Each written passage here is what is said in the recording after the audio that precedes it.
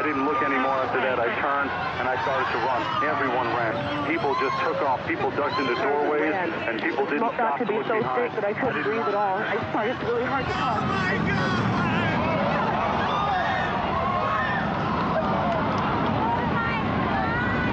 They're both down now. It's just a huge cloud of smoke.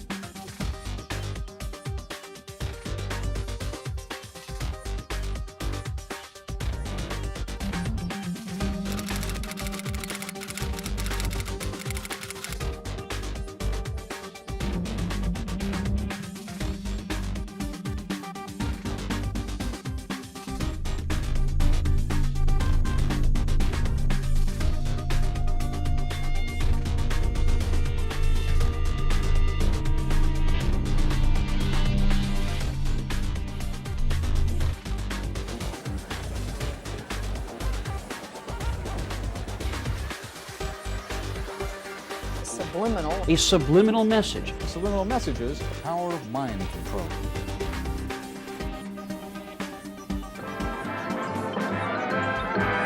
Hey, have you heard about the crazy new way to send a message today? It's flashed on a screen, too quick to see, but still you get it subliminally. Ladies and gentlemen, the 59 Chevy. See it? Isn't it beautiful? You used a subliminal cut.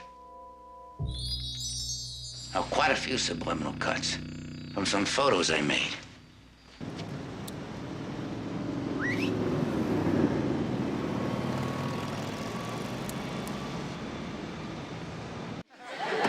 Okay, class, today we are going to talk about subliminal advertising. What's that? Scully, are you familiar with subliminal messages? You mean like sex and ice cubes of liquor ads? Why would anyone want this shit job? Because it affords them other interesting opportunities. Like splicing single frames of pornography into family films? Yvonne et Miage. They keep saying that. Let me play this backwards. Join the Navy. They're recruiting people with subliminal messages. Oh, what do you expect? Those bastards turned a whole generation of Americans into smokers with their damn subliminal advertising. Subliminal. It's a subliminal message Broadwave to trigger. I've been seeing this code pop up all over the last few weeks. It's Alliance, and it's high military.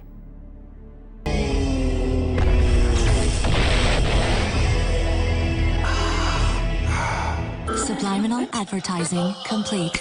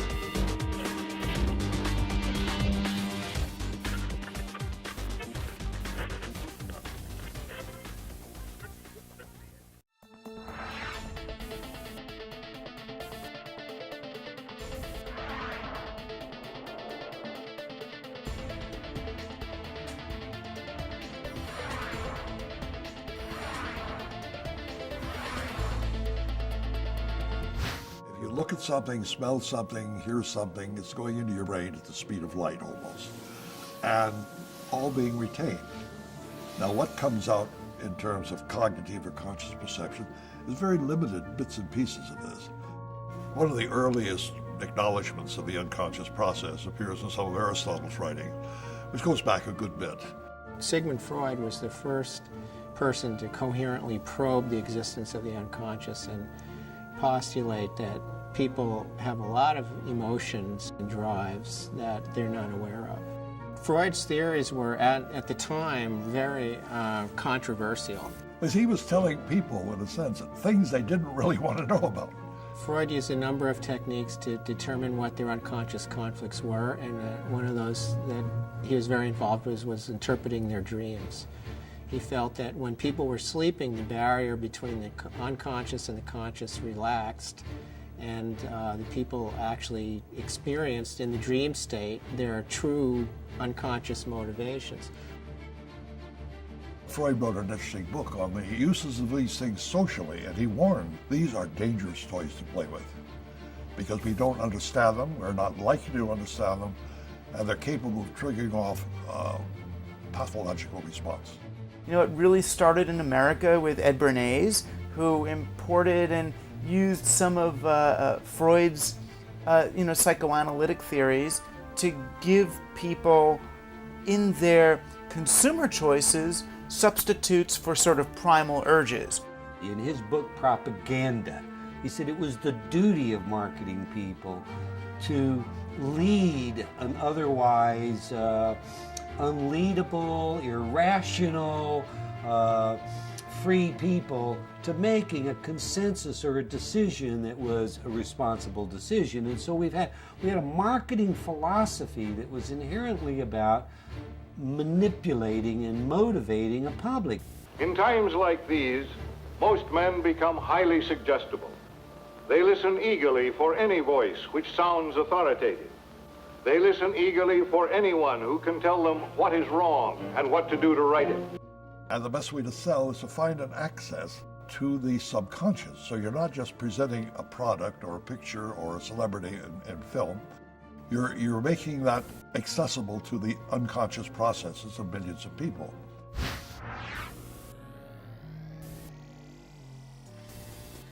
Most of America learned about the concept of subliminal advertising in 1957. There was a marketing researcher by the name of James Vickery, and he announced that he had done this very elaborate experiment, supposedly. He claimed that he had conducted a secret experiment in a New Jersey cinema in which he had flashed the words "hungry, eat popcorn, and drink Coca-Cola" over the movie Picnic starring Kim Novak. And they weren't even single frame ads. They were much faster than that because he was using something called a tachistoscope. The high-speed tachistoscope. This is a projector that flashes about 1/50th of a second, though you can change that speed. And he reported that the Coca-Cola consumption went way up, the popcorn consumption went way up. Enormously successful.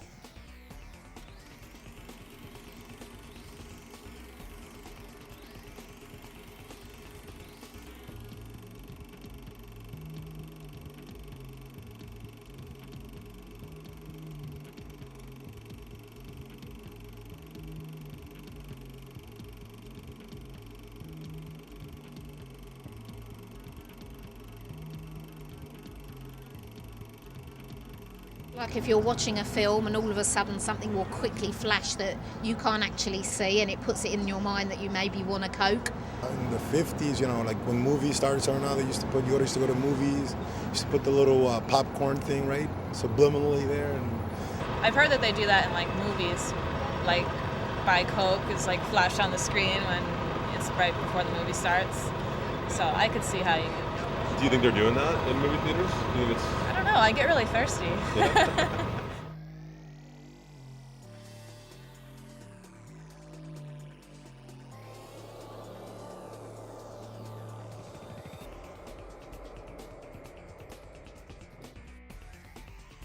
A lot of companies were interested. A number of TV stations agreed to run subliminal ads. Many competitors came into the field with other products, and television and radio stations openly admitted that they were experimenting with it. Radio stations were going to run whispered ads where they'd whisper things like buy Oklahoma oil or drink 7-Up very softly beneath the records that the disc jockeys were playing. And it caused an outrage. The public got very nervous and very excited about it. There were all sorts of editorials against this. Congress decided that they would have to hold hearings on this. Vickery went to Washington to demonstrate this process. And this led to statements like those by Norman Cousins that condemned Subliminal as the most dangerous technology to have ever been developed by man.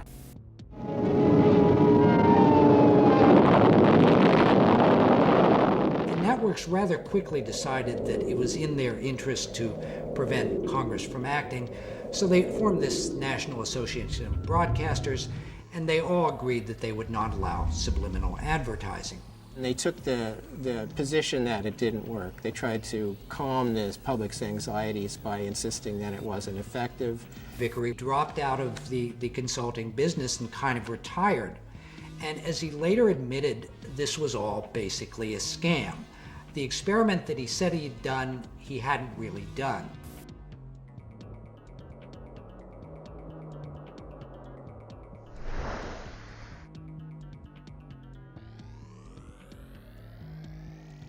They increased the consumption of Coca-Cola and popcorn enormously. And there's a little grain of truth to it. I mean, there have been other experiments. Arguably, there might be a moderate increase as a result of commands like drink Coca-Cola. It couldn't possibly amount to the statistics that he had suggested. But once you let the genie out of the bottle, it's very hard to put it back in. So we've had this almost a mythos of subliminal advertising ever since then.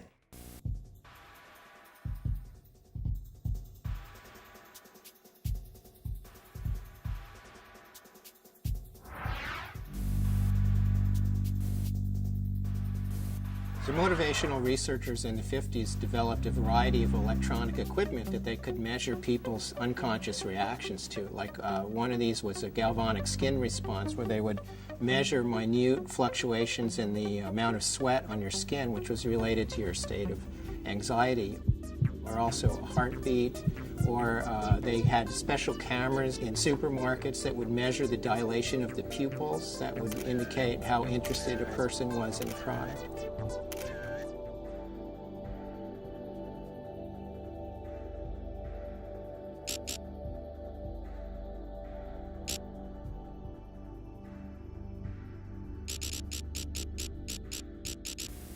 The advent of new technology, positron emission tomography, enhanced magnetic resonance imaging, etc., and we're seeing a whole lot of new research come out, shows us what areas of the brain are excited by subliminal stimulation.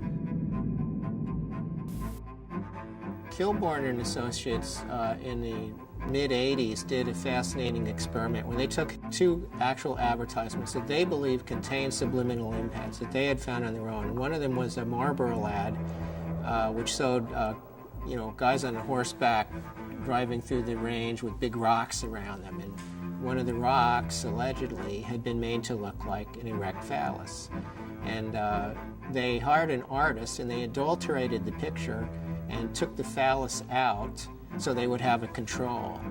And then they showed it to people and measured their galvanic skin responses and found out that the picture with the phallus had a greater effect than the picture without the phallus.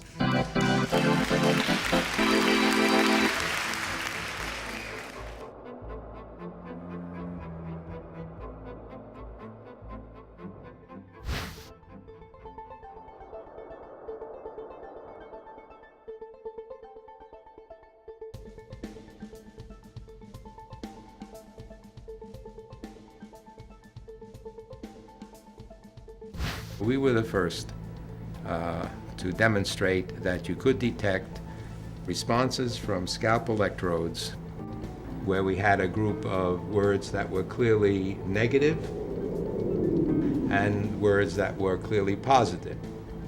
And the words are sort of mixed up together and they're presented at 1,000th of a second So I wanted that to be no nonsense, you know, no question about whether people were aware. 1,000th of a second, you ain't seen nothing.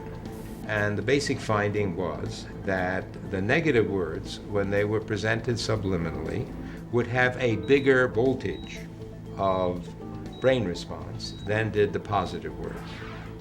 Again, this goes back to the whole general scientific question: can a subliminal stimulus in and of itself cause a person's behavior to change, and to change in some significant way about something important?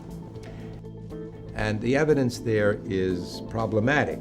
There are some studies that say yes, others that say no.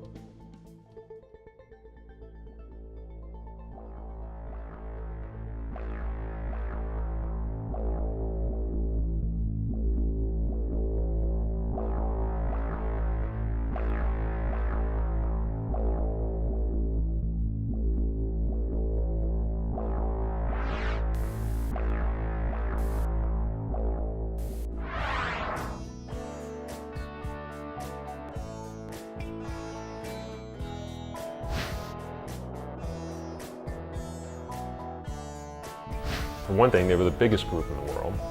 They had carte blanche at the EMI studios at Abbey Road, and therefore they could pretty much do whatever they wanted. They were also unbelievably curious. In the summer of 1969, a bunch of college radio stations started this rumor that Paul McCartney had died and that for some strange reason the Beatles were keeping this secret. But it got a lot of people listening very carefully to these later Beatles albums. And that's where John Lennon had done all this experimentation. They had an opportunity to do things with music that even their peers frankly couldn't do because they didn't have the time and the money and the cachet. And the Beatles also were experimenting with drugs. At the heart of this was really a thing they found at the end of Strawberry Fields.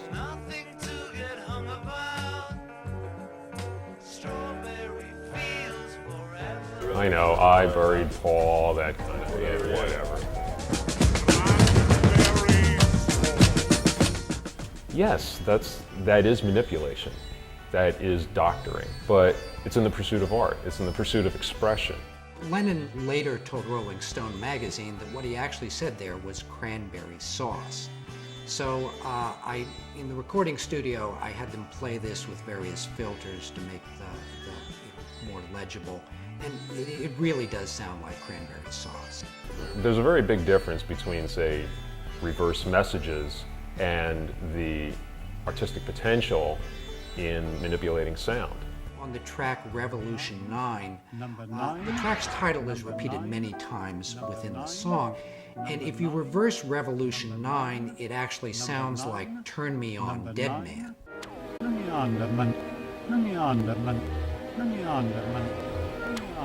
In order to write a lyric that will say one thing forwards and something else backwards, what kind of writer do you have to be?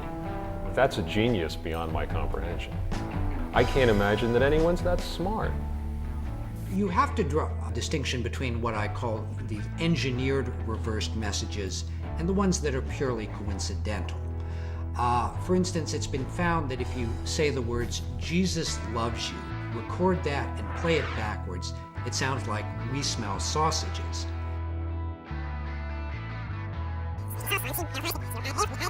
We smell sausages. What it proves is that our minds have this great pattern-finding ability, and we can really make sense even where there's nonsense there. I would think that the Revolution 9 thing is purely coincidental.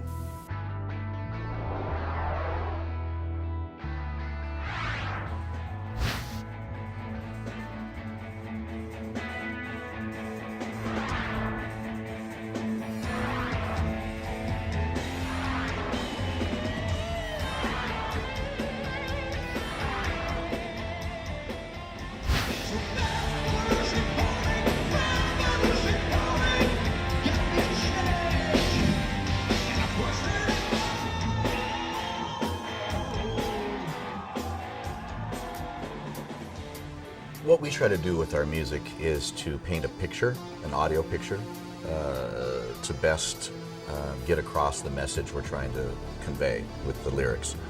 And we use whatever means we can to do that. The first album I remember hearing anything like that on was the Beatles' Sgt. Pepper. That was filled with all kinds of interesting sound collages and spoken word pieces and specialty sounds. You know, some people talk about, the dangers of subliminal messages. They talk about that in music, and I think that topic itself is subjective. What is subliminal?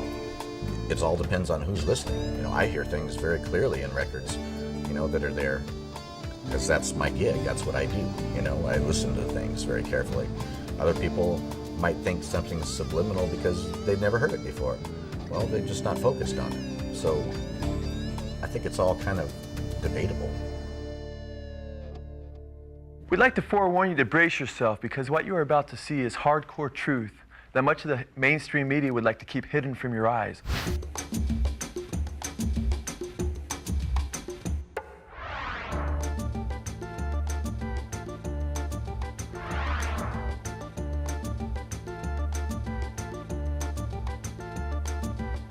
People would be blown away if they realized the subversion that takes place in popular media and that the agendas that lie in back of much of that subversion.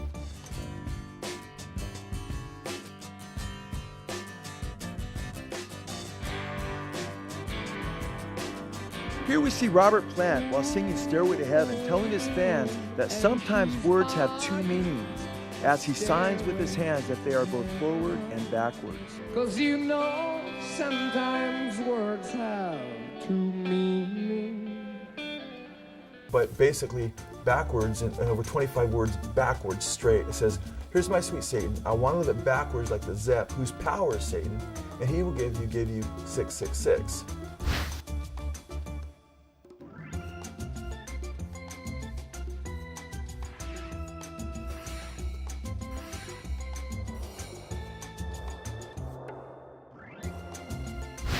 I was sitting in a room when I was producing Cinderella in about 1987.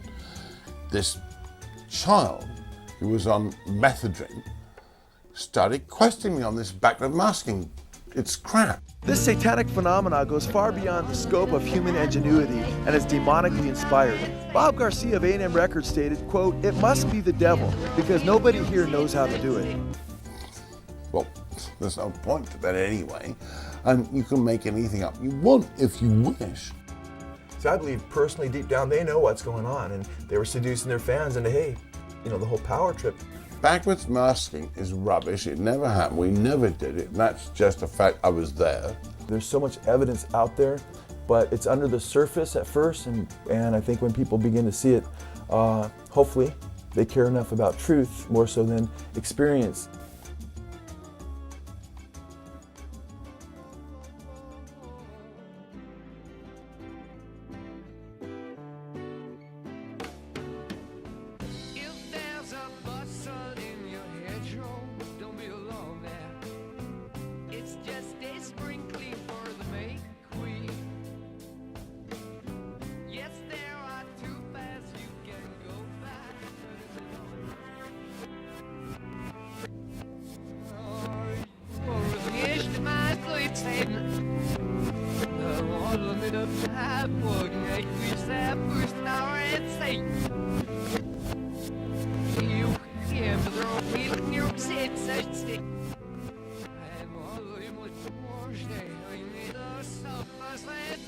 If you listen, they're there.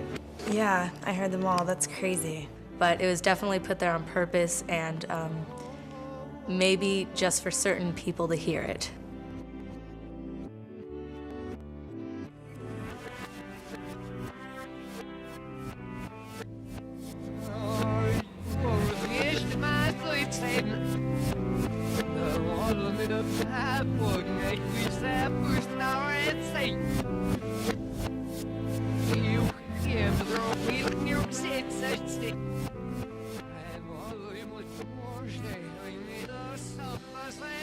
I could definitely hear the words in there.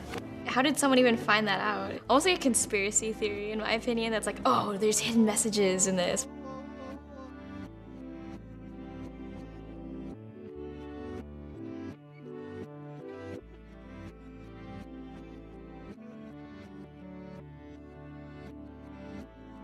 The only thing I really heard was music. It kind of sounded like it was in a different language. It was kind of scary. I mean, it sounded like it was saying something, but in a different language.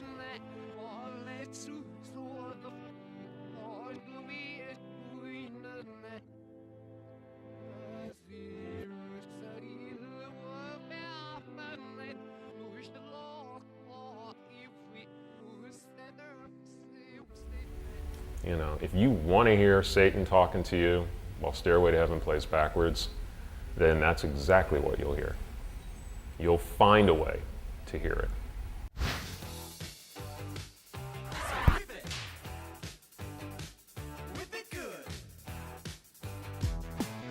First time in Devo that anybody ever said anything to us about subliminal messages. We'd made this short film, and it was long before MTV. It was called In the Beginning Was the End, The Truth About De-Evolution.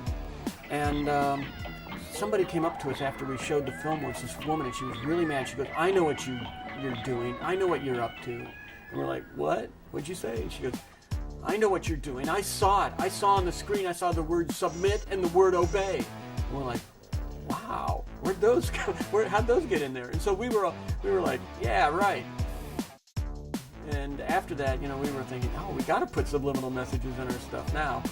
To me, backward masking, you know, and the Beatles and Paul is Dead or any of that kind of stuff, to me that was just all the fun stuff, that if you were a fan, you looked for that kind of stuff and you wanted to find it. The idea of it being dark or malevolent, you know, I think is just kind of paranoid thought on the part of people that already don't like the music.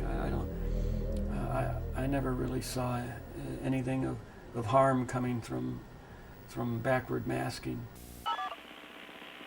Emergency services. There's been a double shooting. Okay, whereabouts was the shooting? Right in my backyard. Is anybody hurt? It looks like there's two bodies. I didn't want to go over and look.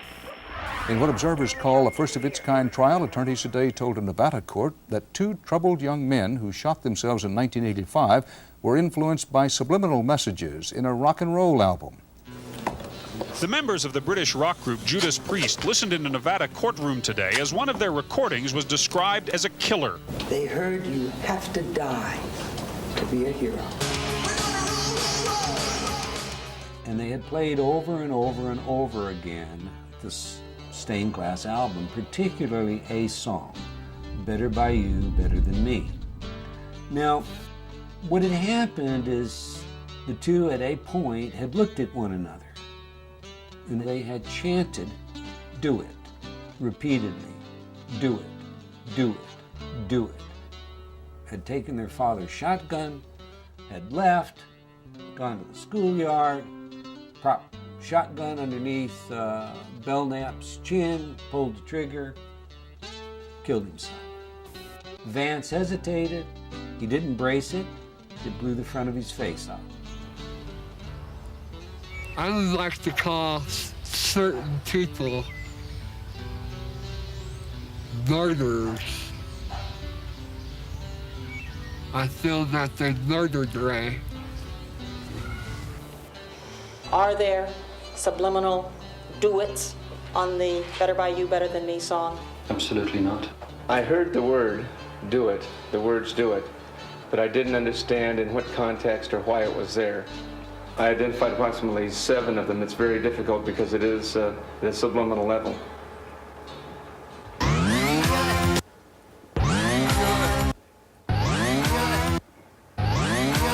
The group, Judas Priest, admitted that they had used subliminal messages on other recordings, just not this one.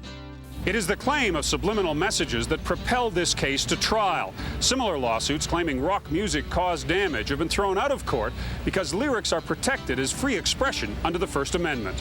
But the judge in this case says subliminal messages are not protected as free speech. What is really on trial here is the whole concept of subliminal persuasion. The courtroom is no place for reveries about the unknown capacities of the human mind. We took the judge into the control room and played all of the 24 tracks that were mixed to make this record, and showed the judge how, you put, it was actually at the end of a vocal, and so there was an exhalation of breath combined with a guitar sound and then if you listen to that with the thought in mind, the suggestive thought in mind that it says do it, you can hear do it. So yes, it was there. And that's what made me so puzzled when the judge concluded that if it was there accidentally. That made no sense to me at all. CBS never produced the original master. The original 24-track master would have been required in order for us to determine whether it had been intentionally placed there or it was indeed a coincidence of sound. And so I argued that it was the straw that broke the camel's back. And the judge decided, look, they had all kinds of reasons to harm themselves, and to make a case for that alone, it didn't hold water. Prosecution have alleged us and tried to paint this picture of drug-crazed Satan worshippers, and nothing could be further than the truth. It's absolutely ridiculous and bizarre. And people just don't appreciate that, we're humans with feelings like everybody else, and we don't all sing about love. We would get power from our emotions would just soar with the music, and then would go up and down and up and down, and it was like a drug, like a narcotic. Did you understand what he said? He said, looking back now, the music would almost drive you crazy. Drive you crazy? Well, yeah, I did. I wanted to climb the walls. I couldn't stand it. And his behavior would just change. And you can't always blame it on the parents. You can't always blame it on the music industry. You can't always blame it on movies and television. But all these things we have to acknowledge are influential factors on children and their decisions. So all of these things should be looked at and considered.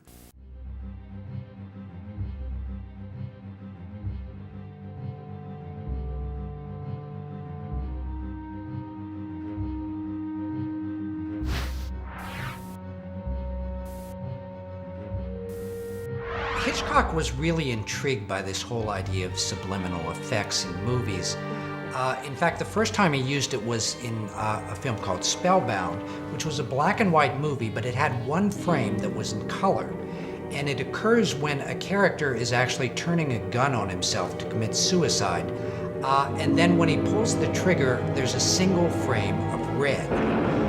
What he had to do was to pay an artist to basically hand tint that one frame in every print of Spellbound.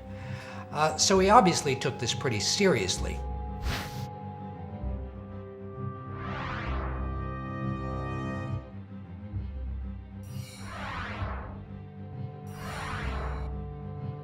Oh, I saw him in the editing room where he would cut right down to the frame, just frame by frame where he'd want his cuts. So he took a great deal of time with the editor in what he wanted.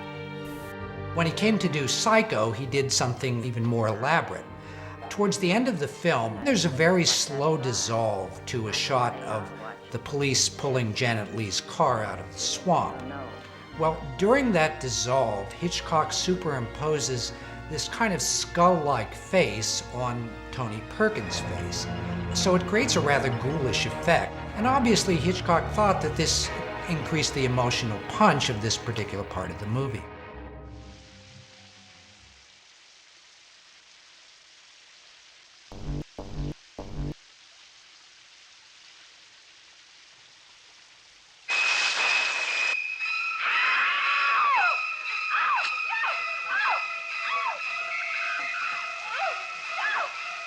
Audiences are very gullible.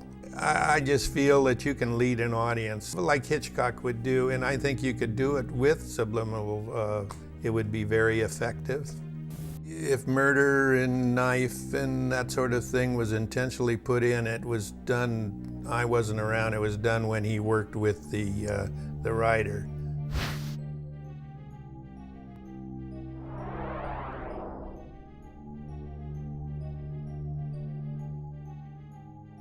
Walter Merchant and Richard Beggs, with some of the electronics in Apocalypse Now, they were always mixing real sounds underneath sounds that weren't associated with the object to make you feel a certain way, or anything that would heighten a certain fear during the warfare. On top of that desire to be very, very accurate was this desire to go very deep psychologically. I mean, there were any number of tricks or things that happened in the soundtrack of that movie. During the helicopter attack on the village, a wooden trestle bridge is destroyed, and so these wooden timbers their explosions. Also mixed in with that were the sound of bowling pins being struck with a bowling ball.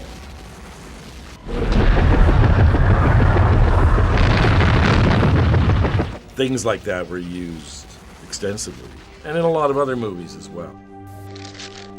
Like I know, like in The Godfathers, you want to make fear something's going to happen, they mixed a baby cry, you know, and stuff like that.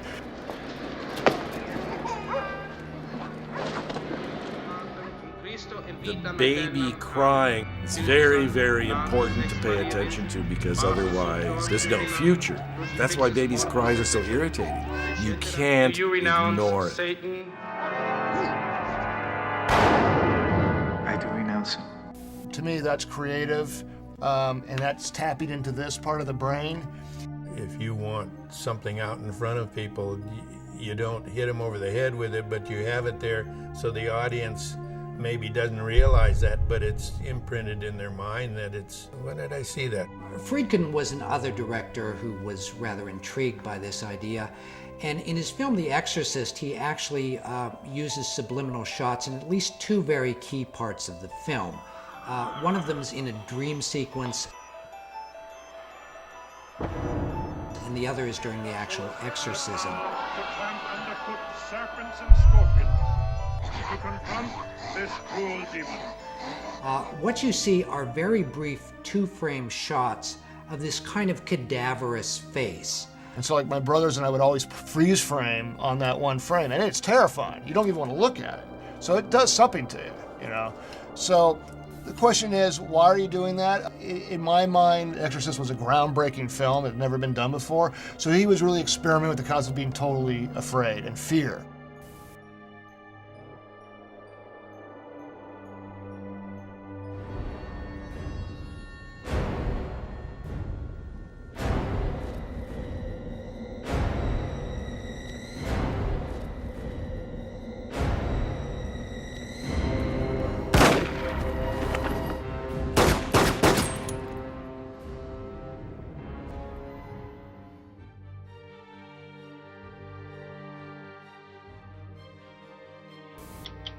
Last June, delegates to the Southern Baptist Convention's annual meeting voted to boycott Walt Disney. They are pushing a Christian bashing, family bashing, pro-homosexual agenda. There was the suggestion that a clergyman became sexually aroused while he was performing a marriage ceremony. The allegedly offending bulge goes by in less than a second.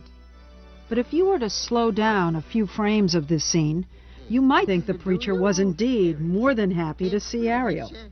There. Right there, right there, right there. What is it? It is clearly his knee. Everybody knows it's his knee. We ask for a transformation of Disney, or Disney will go down.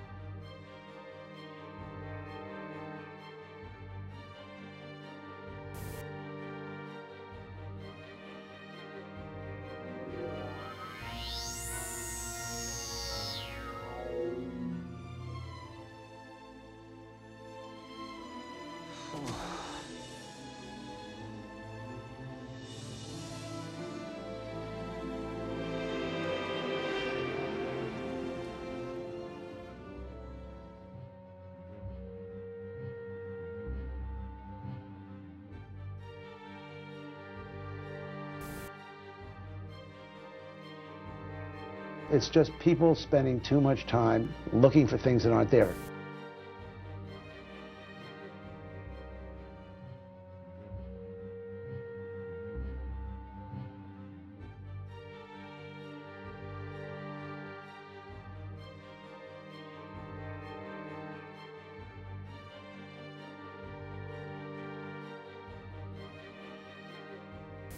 That's how we can sell sex to little girls. See, if we make the posters with little girls reaching for your junk, then you have to wear purity rings or else Disney Company looks bad.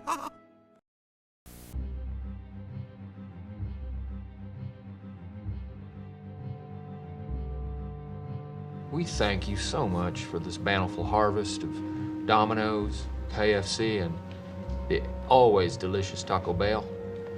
You can see that the movie star is holding the Pepsi right there, but you're not thinking of it as a commercial, you're thinking of it as a movie.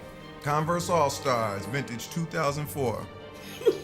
Don't turn your face up like that. I know you want some. All you gotta do is ask. Even product placement is normally a subliminal thing because you really don't think, hey, that guy's drinking a Coke, but you do see it and it does register in your brain.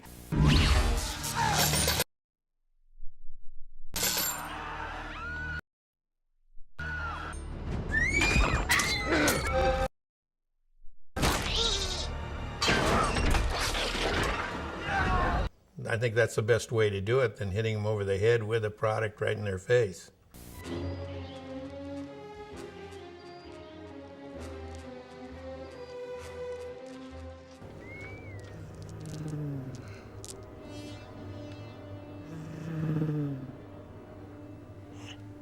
So in some sense, I think you could say even product placements are probably the most successful form of subliminal advertising. I want the perfect food.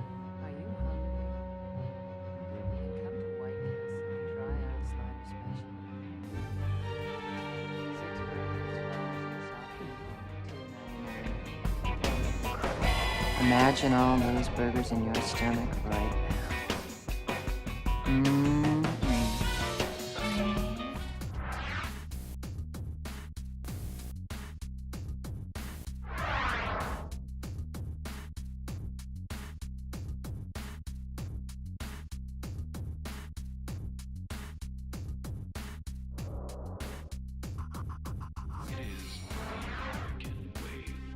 The average TV viewer sees about 30,000 commercials per year. That's 30,000 repetitions of a single message. And the single message is, buy this, do this, it's going to make you feel better, you're going to like it. If you're not doing it, you're probably not very hip. This is going to solve a problem for you 30,000 times.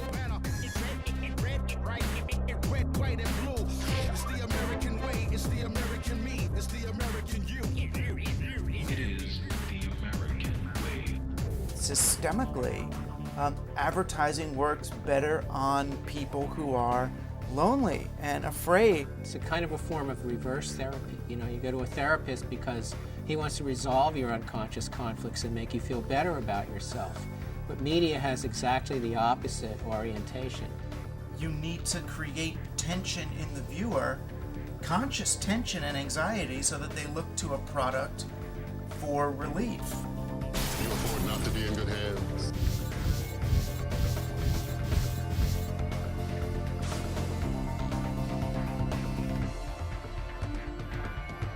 If people are happy, they're not going to buy stuff they don't need.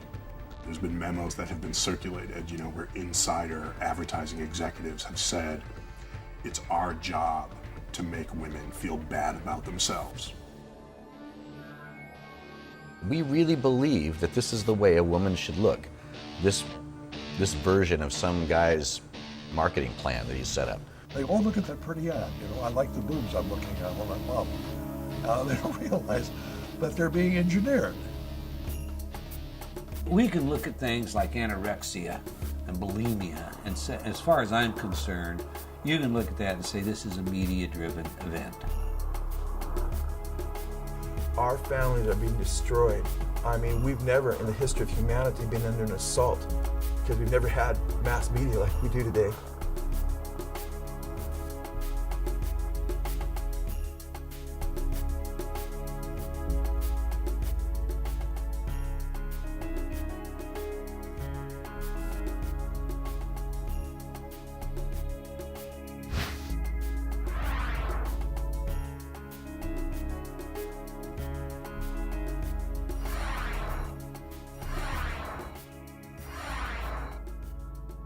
Is the purpose of the television ad to make you an informed consumer making a rational choice? No. The purpose of the ad is to delude and deceive you with imagery. You'll be uninformed, you'll make an irrational choice. That's what business spends hundreds of billions of dollars a year on. And the last thing they want is markets. What they want is coercion and control. You know, when Goebbels developed a powerful propaganda system in Nazi Germany, they were explicitly borrowing, very explicit, from U.S. commercial propaganda, commercial advertising, to copy these techniques. You know, simple slogans repeated over and over again, appealing to the emotions, I mean, all those ideas which had been worked into practically a science.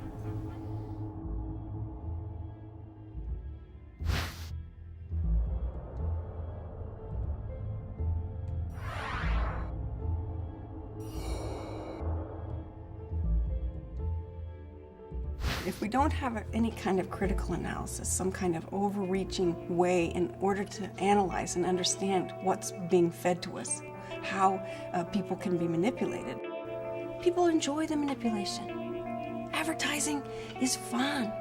Reality is boring.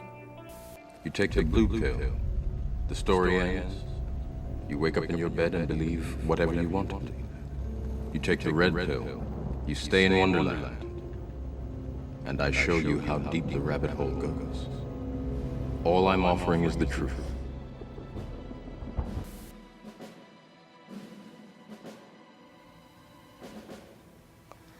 Let's see, TV pretty much. Advertisers are looking to get the attention of younger and younger children. And any advertising directed to a young child should be considered subliminal, because young children don't know the difference between the ad and the program. It all blends seamlessly together. Any advertising to 4-year-olds or 5-year-olds or 6-year-olds is dealing with a consciousness which is not using rational processes. People use the television as a babysitter, right? They plop their kid down in front of a TV, and there's no guidance, there's no instruction, there's no parent sitting there watching TV with the kid. They start targeting children at 9 months old. They've noted that by 2 years old, they can achieve brand loyalty and recognition. This is extraordinary. When you see something on TV that you want, what do? Ask my mom for it. And what if she says no? I just keep asking and annoying her for it. You know, every psychology student discusses, of course, the 4 fundamental drives, the 4 F's. There is fight, flight, feeding. You never forget the 4 F's when they're explained to you that way. Our society, largely driven in part by advertisers motivating us to consume, we end up with the 5th drive. It's more. More.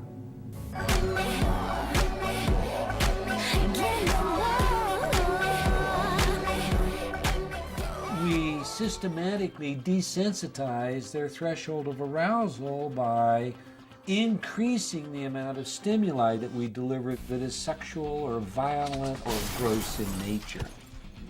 And so the more begins with, I want more stimulation. And then it continues through everything else, whether it's more food, more alcohol and drugs, more cars, more money, more power, more women, more.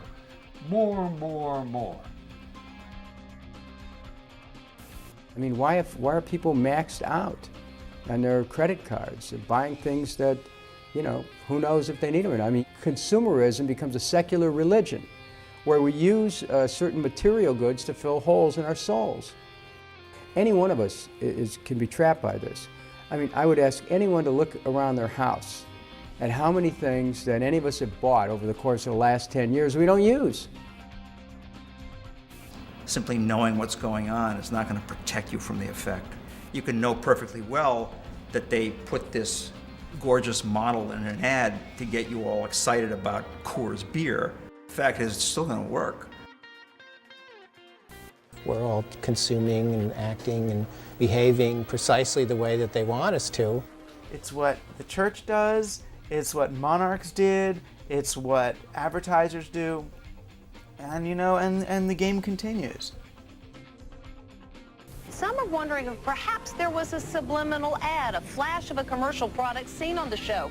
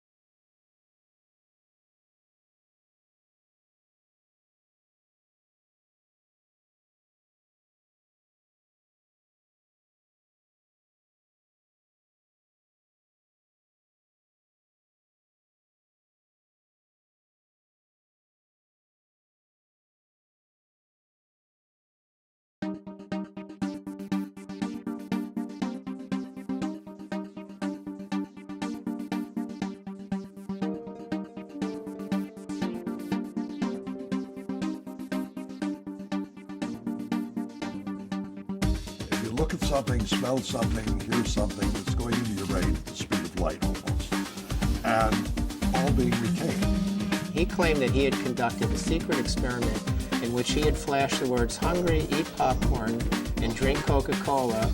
And it puts it in your mind that you maybe want a Coke.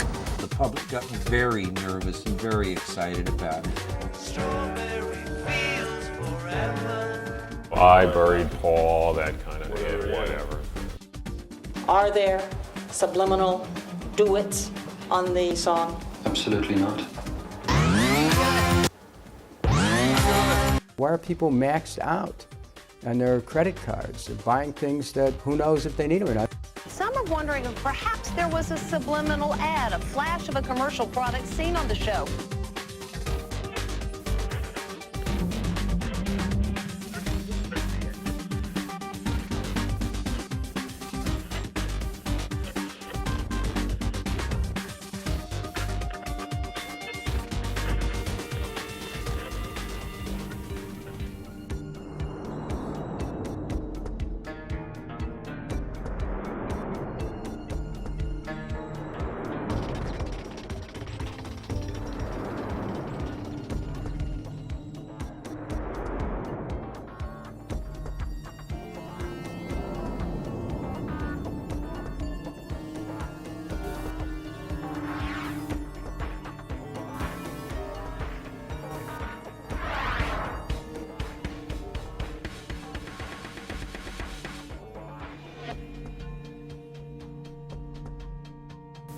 In the research that was conducted by the Roper organization, they found that 57% of Americans believe that subliminal advertising happens. I think there's so much in the air, there's so much a sense of sort of distrust in government, in powerful leadership, that I wouldn't be surprised to find that more people now believe that subliminal advertising is practiced than have in previous decades.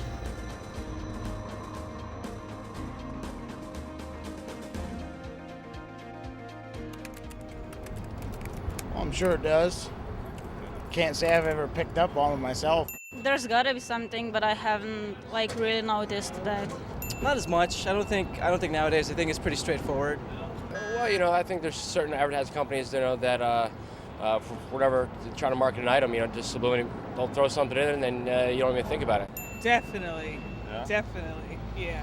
When I watch television for over a couple hours, suddenly I'm very hungry, and I do realize that it's from the advertising or the subliminal messages. You mean like the Camel cigarettes? There you go. The image on the Camel? I mean, I'm sure that exists, absolutely. I'm sure it exists. I don't really know much about the technology, but I'm sure it does. Sure. I know it's supposed to be illegal, but I know it exists though. Yeah, you've heard it was illegal? Yeah. Okay. My best example of subliminal messaging would be like when you watch a movie and all of a sudden you see everybody's drinking Pepsi. I don't know. I I don't know. I think that the colors are subliminal. Like, no one really realizes that most things are a certain color for a reason. Well, I do believe that advertising agencies use subliminals in their advertising.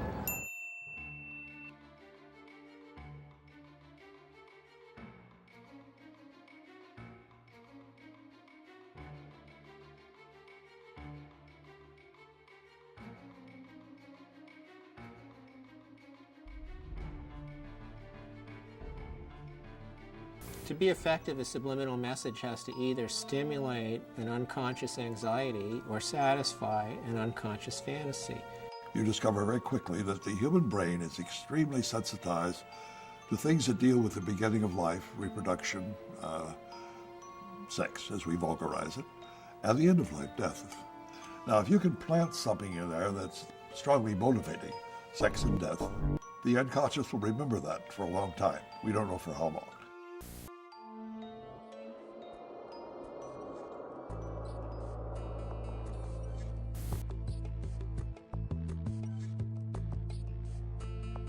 Most people can see what they want to see in almost anything. And there's an author who's it's a sad and paranoid guy who sees sexual imagery and ice cubes and everywhere he looks. Is there any way you could call that something else? I mean, it's not a telescope, it's not a Leaning Tower of Pizza, it's a penis. The problem is we hide this stuff from ourselves. We don't want to deal with it. And once you come to terms with this, it turns the whole world upside down. If the medieval artists can do it, why not chicken McNuggets?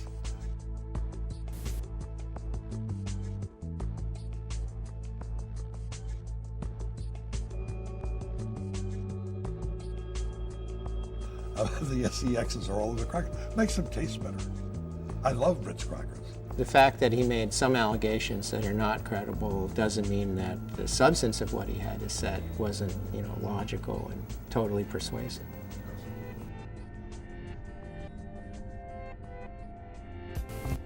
This ad appeared on the back cover of Playboy, of Time. The ad was used for about 3 years. How could this stuff ever sell Johnny Walker Scotch? They didn't put any scotch in the glass. The glass is empty. Now, if you look at the ice cube that's on the table, the right side of that ice cube, you see an interesting looking face, or a grotesque, almost surrealistic mask. Isn't that an interesting figure to put in an ad? It's a monster with encircling arms and a skull-like face. It's a death symbol. There are a dozen of them in these 6 ice cubes.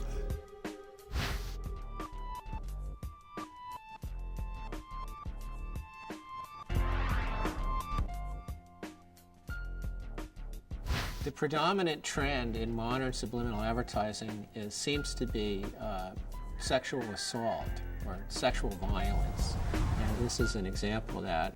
If you look at her facial expression, it could be that she's finding it extremely unpleasant. And the person on the left seems to be violently ripping her necklace from her throat. Well, it reinforces the idea that women are victims and that it's sexy for a woman to be a victim. And that's very powerful and very important to maintain status quo in our culture. And that's how you can convince men also that she deserves to be violated. She wants to be hurt. She's, look at her. This Benson and Hedges ad first appeared on the back cover of Time magazine and also in We magazine. On a conscious level, the ad is promising sexual excitement, but at an unconscious level, it's stimulating sexual anxiety. And the reason is that the lady's backbone has been carefully airbrushed to resemble an erect male phallus. Anxiety is associated with the consumption of cigarettes. We all know that people smoke more when they're nervous. It's totally logical to think that making them nervous induces them to smoke more. To really intend to make people anxious, and you don't know how that person deals with anxiety, the only thing you're wanting is that he light up a cigarette, but you don't know what else it might do, okay? That to me is outrageous. If you're very sensitive to the idea of phalluses, you're going to have a much harder time seeing the phallus in the Benson and Hedges ad than if you're not. And if you're more sensitive to it, it's more likely to have a greater effect on you unconsciously. So in that respect, that they are tapping into something that I think is strong, potentially, and therefore is very worrisome. It isn't that the cues, the stimulants, are invisible to the naked eye. It's just that we don't recognize them for what they are. So the most notorious example of this would be the Newport cigarette ads, which simply show happy couples frolicking in the green. But you realize after you look closely that these are really sort of sadomasochistic dramas, that either the man or the woman is in fatal control of the situation. So that would strike me as a good example of a subliminal pitch. It's all right there on the surface. We just don't know that the surface is, in fact, exactly what it is. For me, the bottom line, as I was saying before, you don't mess with the unconscious, because you don't know. You don't know what the effects might be. 70s.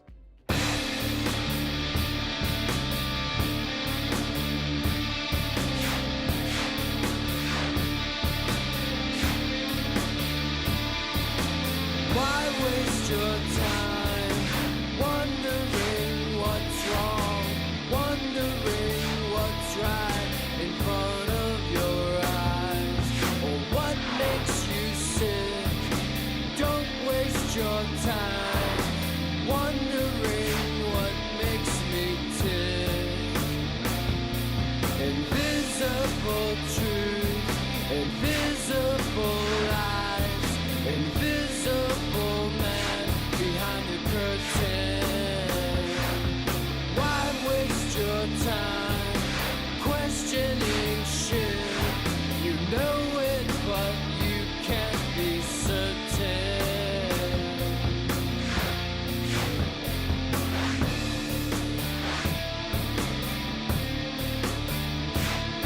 Well, sex ain't what I need, but sex gets the job done. It's not like you've been shooting heroin.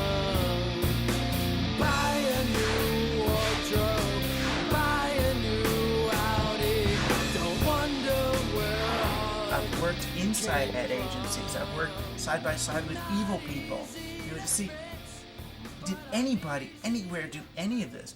And no.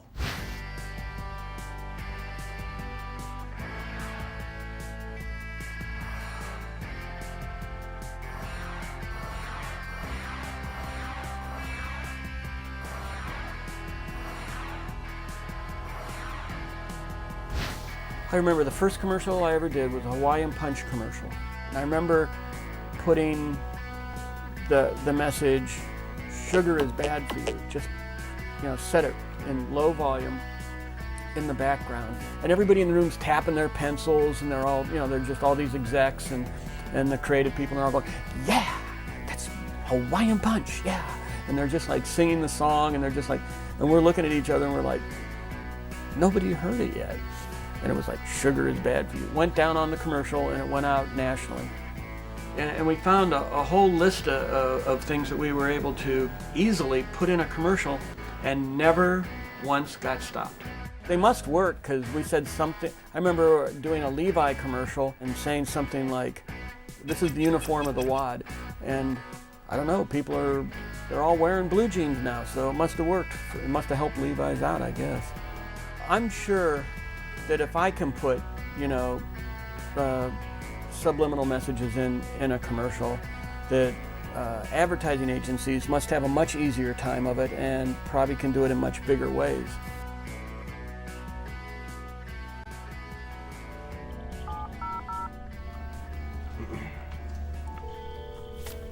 Good afternoon, Amalgamated. This is Carmen.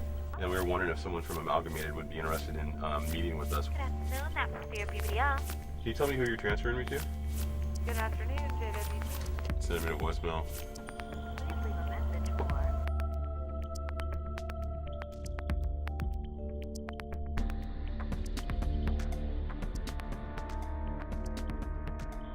Advertisers just can't admit it. I mean, of course they can't admit it. They're not going to say they embed, phalluses and cigarette ads. I used to work in advertising for many years as a research director. And all I ever got in response to my questions were obscenities. Contrary to what many people think, subliminal advertising is not really illegal.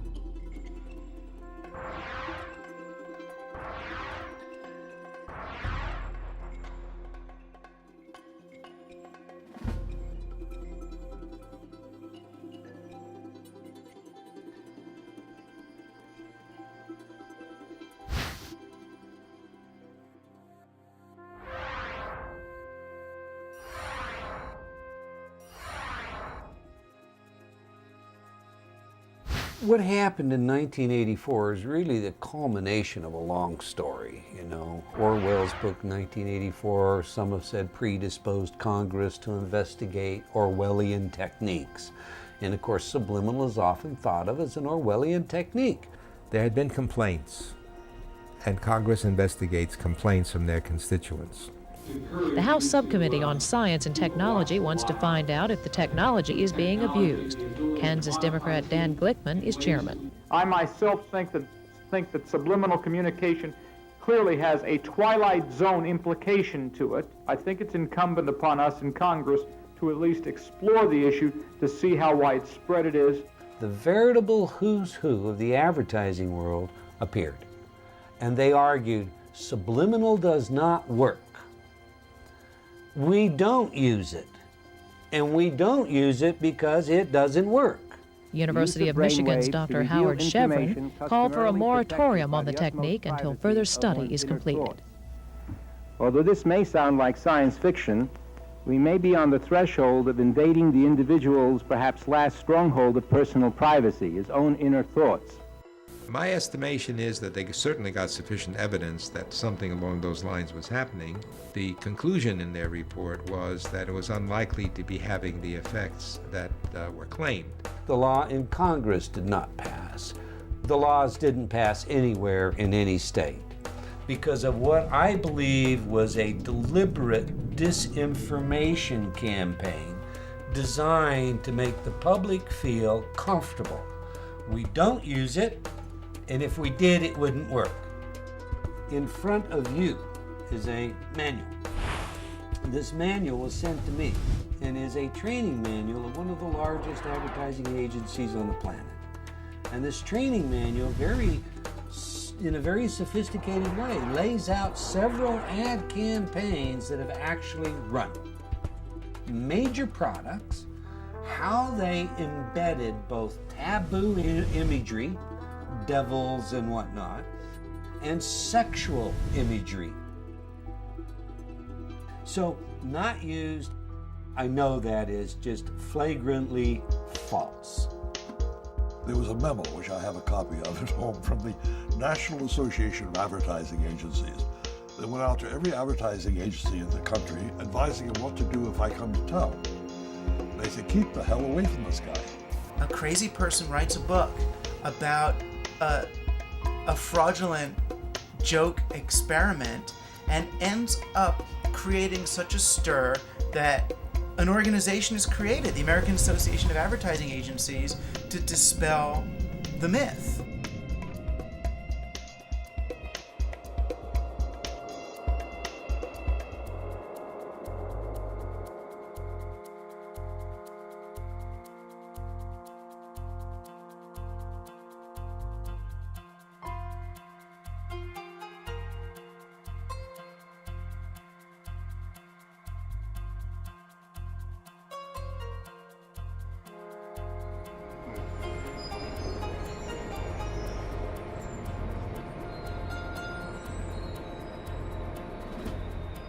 I'm here to see Kip Chang. From what company? 4A.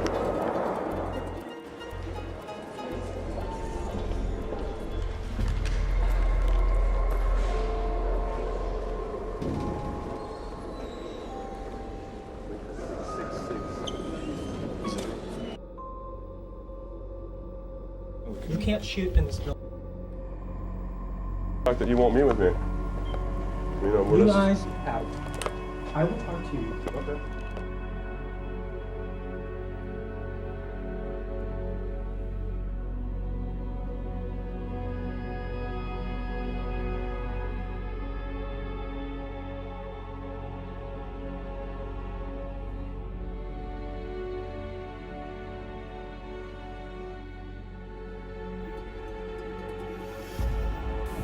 You're talking about people from cradle to grave being exposed to subliminal messages. It must be that some people, some borderline personalities are pushed over the edge and led to commit horrible crimes because of the influence of advertising. There is loose in their towns people like me today whose dangerous impulses are being fueled day in and day out by violence in the media in its various forms, particularly sexualized violence.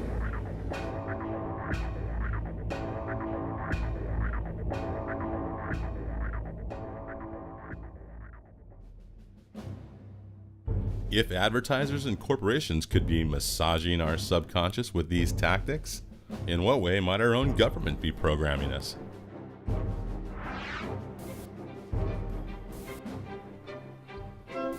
In the 2000 presidential campaign, George Bush ran an attack ad against his opponent, Al Gore. The Bush prescription plan, seniors choose. And at the end of the ad, it said, bureaucrats decide.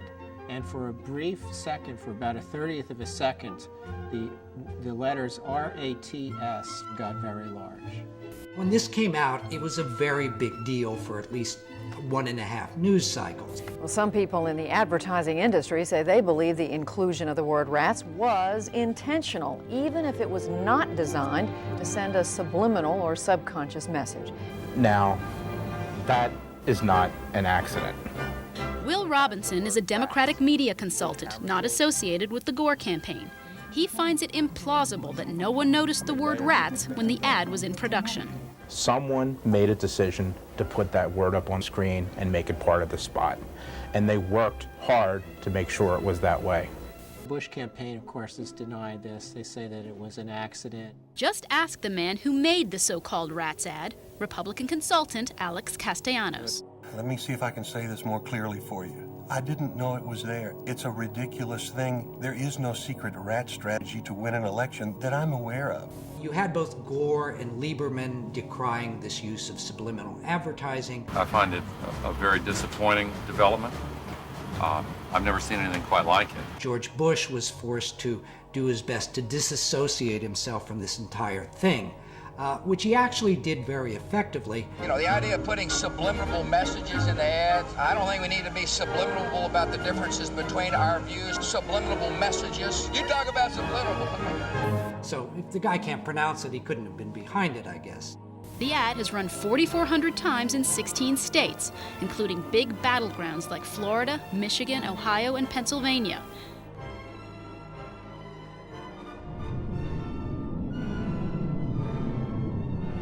The recount that's occurring in Florida is an automatic recount based on state law. It was not requested by the Gore campaign.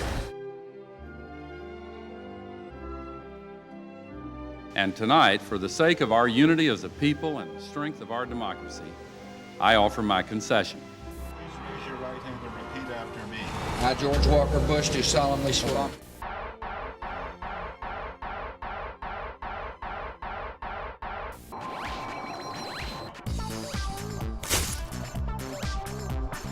This week on Science Sensei. Remember subliminal advertising? Now, cognitive scientists at Hebrew University in Jerusalem have shown that some thoughts and behaviors can be affected subconsciously and subliminally by commonly used symbols. They asked Israeli volunteers to complete a computer-based survey about their opinions on core issues in the Israeli-Palestinian conflict. But for half of the volunteers, subliminal images of the Israeli flag were flashed throughout the question and answer session. The flashes were 16 milliseconds, faster than we can do here. You might expect that exposure to such a strong nationalistic image would polarize people to one political extreme or the other. But in this case, the subliminal image of the flag pulled people from both ends of the political spectrum toward the middle compared to the control group. And phone calls to these people after the elections confirmed that most of them followed through when they actually voted. This research is important because it shows that subliminal messages can affect your attitude and behavior. For Science Central News, I'm your Science Sensei. I'm Science Sensei and I approve this message.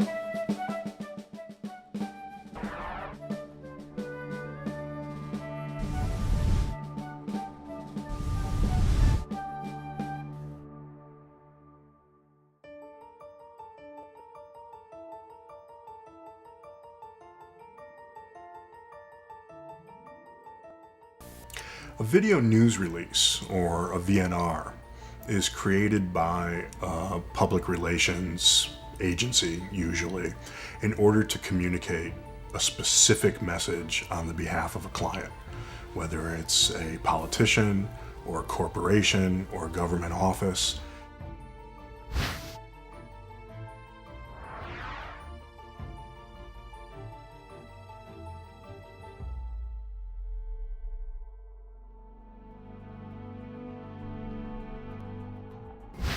The use of video news releases has to be challenged at every level in this country, VNRs as they're known. The government puts them out, corporations put them out. They'll have a fake reporter who's actually a public relations professional. And this story goes out to newsrooms around the country.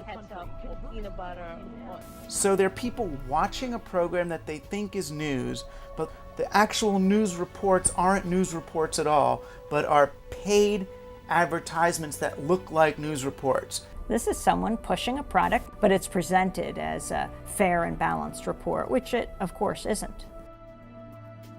While I don't know if I would call that subliminal, I do think that it fits into this entire environment of so much of our media operating on a below the radar, below the threshold of consciousness. There are hundreds of channels. Can they all be doing this? What matters, though, is not the channels. It's who owns those channels.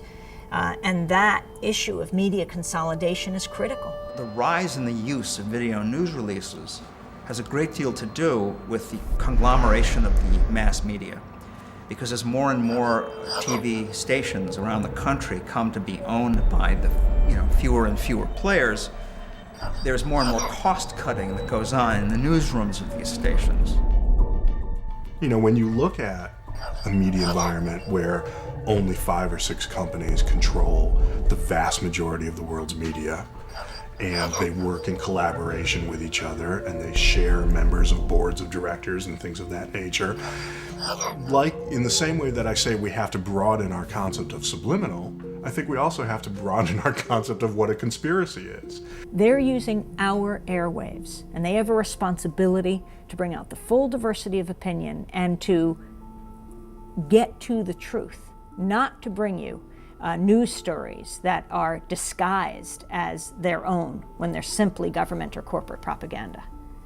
I think that we're censored heavily without us even realizing it. I mean, just omitting a story from a newspaper is censorship. That happens every day. This is why media monopoly matters. You really can silence different views. You can silence dissent when a few media moguls own so much, when you have just a few framing who is right and who is wrong, who is evil and who is good.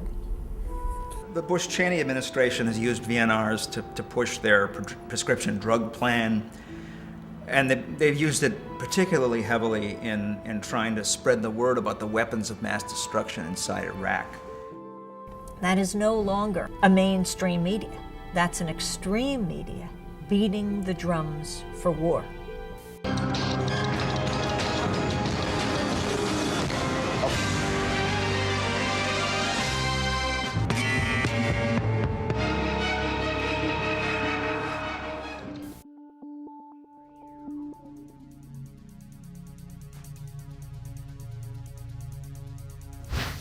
The campaign has been one of disinformation and misinformation. the war in Iraq was based on lies. That's generally accepted. It's interesting there's been no consequences. This administration has sunk to the lowest level to use media and to use certain forms of it to deceive a nation. Iraq's weapons of mass destruction. A clear threat to the United States. There's dozens of ballistic missiles. It has sponsored and sheltered terrorists. Paying suicide bombers. Weapons are equally biological weapons, including anthrax and botulism toxin. Biological and chemical agent to kill millions of people. I remember the Secretary of State saying we have to take the war to them before they bring it to us. It simply makes no sense to wait any longer. Take action before it's too late. Delay, indecision, and inaction could lead to a massive and sudden horror. But there should be criminal implications for this kind of behavior. I think it's both subliminal and definitely very obvious. I mean, you have in the lead up to protests the alert levels going up, people being afraid. What does fear do to a people? Number one, it blocks their thinking. And if you continue to drum away that we're in danger of being attacked all the time, then people do not broaden their thoughts. It's our responsibility as journalists to let the public know who is paid by what corporation, or if they're representing the government. Otherwise, it's unforgivable. The media is our lens on the world, and it is absolutely critical we trust that media. Because ultimately, when people are terrorized, when people are targeted, when people are marginalized, that does not make any of us safer. Peace, not war, is our natural condition. Those who would bid us to war must be challenged.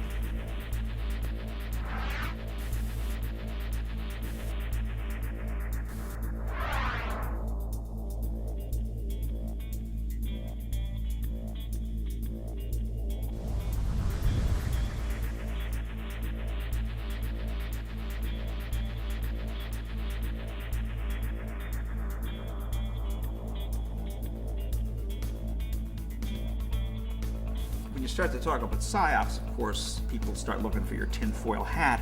Psychological operations is what I prefer, because psyop kind of sounds like it's a, clandestine thing. And I'm not into conspiracy theories per se.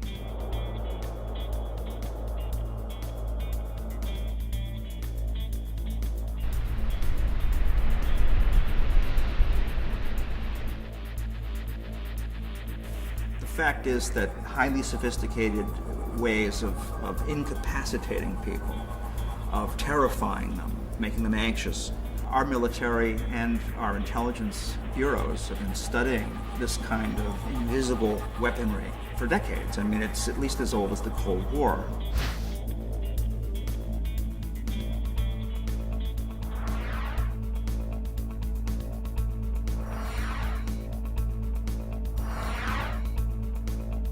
The main emphasis then is how do you crank out leaflets and things of that nature. And of course, technology has moved considerably since then. The focus today has shifted dramatically to, I think, a more generic term of perception management. How do you project the image of the Army in this day and age? The U.S. government and military has poured hundreds of millions of dollars into propagandizing the Iraqi people, in paying newspapers, reporters, editors to plant stories in Iraqi media. Now, what does this do when you talk about the U.S. military forces moving forward and there being victory, and Iraqis on the ground seeing that what they're seeing in their newspapers and on television doesn't reflect the reality? It undermines any kind of growth of democracy, because then they have no confidence, no trust of their media.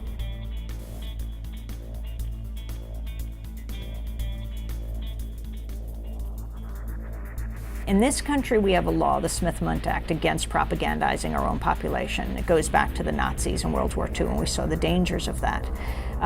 It's all justified by saying, no, it's giving information to other countries. But Donald Rumsfeld has made it pretty clear that the success will be when it blows back. So you plant a story there, and it gets quoted back here.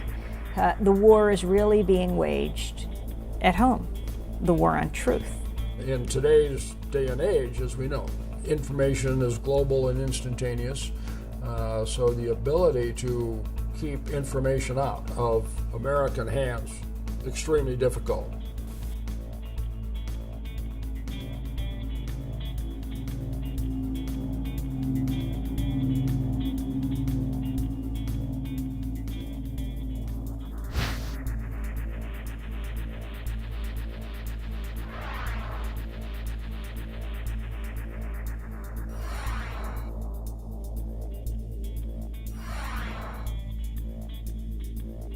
You know, the Gulf War was interesting, the first Gulf War in the early 90s when the whole war was taking place. We were asked often, are there new systems being used here? Because the way in which one of the largest armies in the world essentially gave up.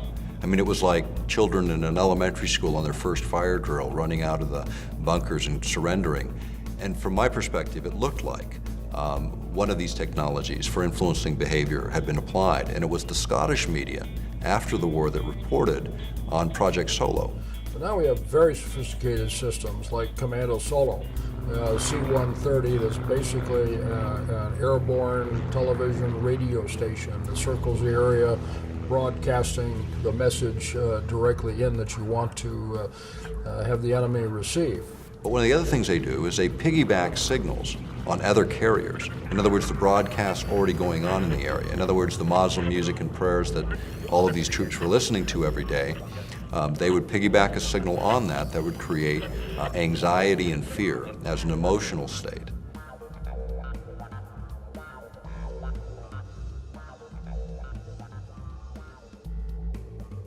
Not that I'm aware of. To disclose these technologies, this changes everything.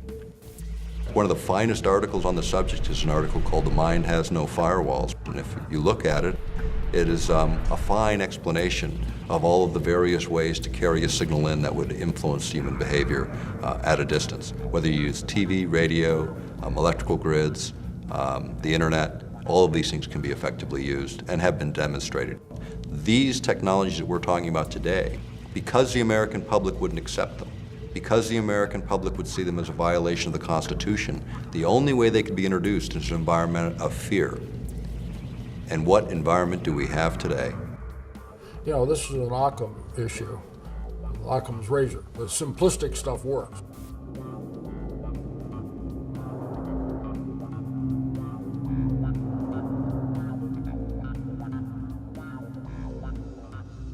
But the idea first was they looked at chemical means. Telepathine, LSD, all of the psychoactive drugs to see what would happen. They also started to look at electromagnetic means, even as early as that, to manipulate behavior. Eventually, it came out on the President's Commission on the CIA activities within the United States that eventually showed that the CIA had been involved, and the FBI involved, and other agencies involved in mind control techniques being applied against American citizens without consent. And MKUltra was a part of that.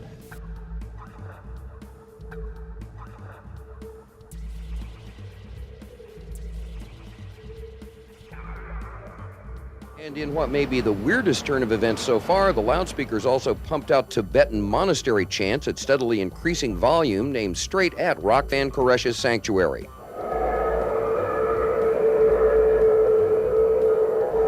They were warned that this could heighten matters, and they decided to take the risk, and those loudspeakers that were on vehicles were actually also delivering other information. Now we're talking about words and specific voices that people would recognize on a subliminal level that they would not consciously be aware of.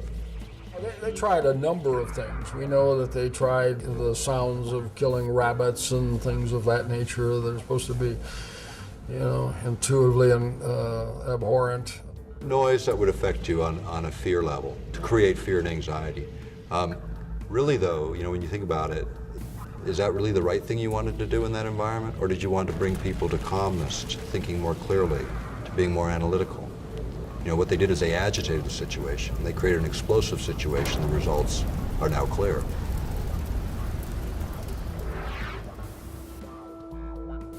The simplistic stuff works.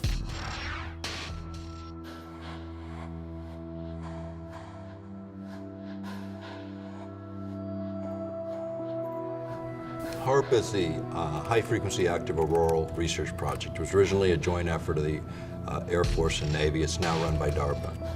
It's just dropped a little bit in terms of classification, but it has multiple possibilities and lots of effects. They just finished upgrading it from 48 antenna to 180.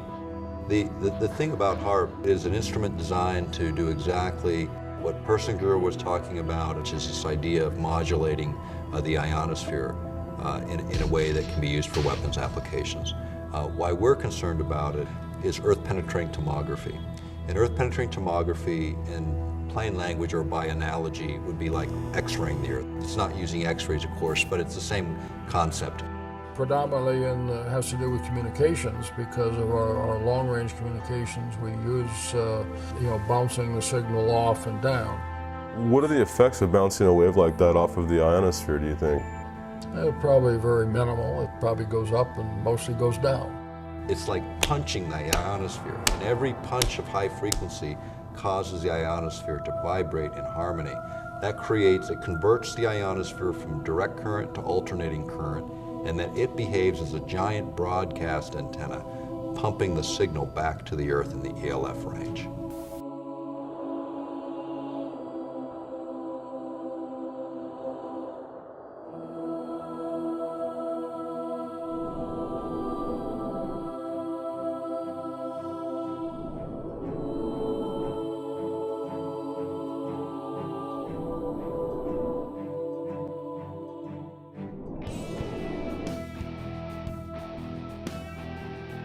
In the case of ELF, where you have these very low pulsed signals, you get what's called a frequency following response, an FFR in the literature, or brain entrainment is often referred to it in that way. And this is where the brain actually locks onto these external signals, even these very, very subtle signals. It locks on and begins to mirror, and so the brain patterns fall into those patterns, which is a change in emotional state. In the conspiracy arena, they talk about a whole host of effects, up to and including turning people into zombies or whole societies into zombies and all that. Again, the evidence against that is we haven't got any societies of zombies. Our Bob Tube is doing a pretty good job on that, but look at them. You know, when you talk about conspiratorialists, let's talk about the military and what their job is. Their job is to think of every horrible situation that could ever occur and then develop a plan around it. That's conspiracy theorist at the ultimate level with billions and trillions of dollars to spend to figure it out.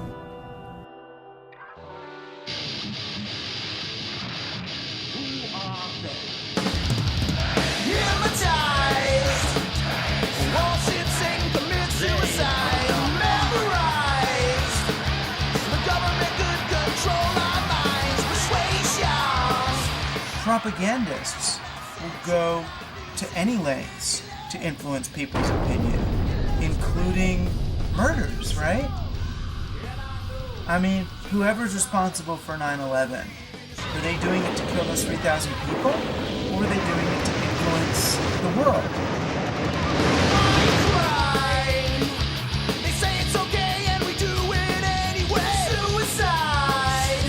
They want people to follow orders, push buttons, stand in line. They're afraid to death of the rogue mentality.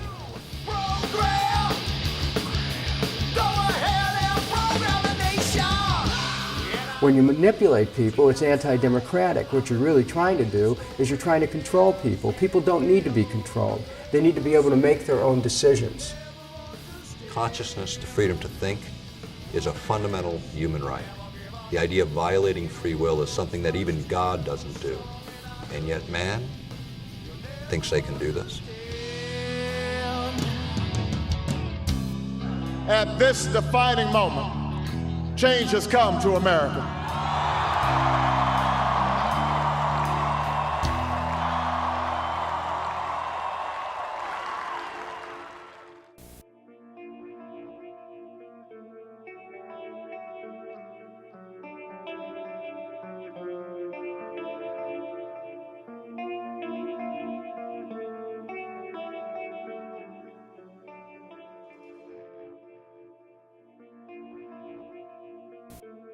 Baghdad, 3,966. Lives have glamour. I am the queen of opulence. This is mass madness, you maniacs! In God's name, you people are the real thing. We are the illusion. So turn off your television sets. Turn them off now. Turn them off right now. Turn them off and leave them off. Turn them off right in the middle of the sentence.